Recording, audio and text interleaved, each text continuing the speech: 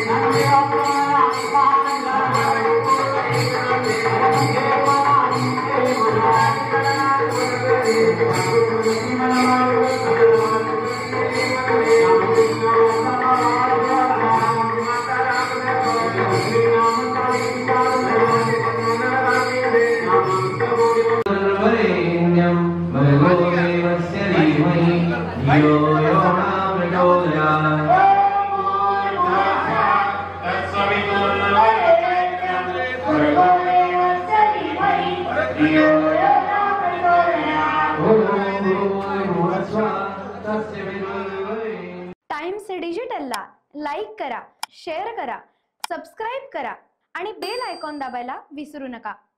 Times digital.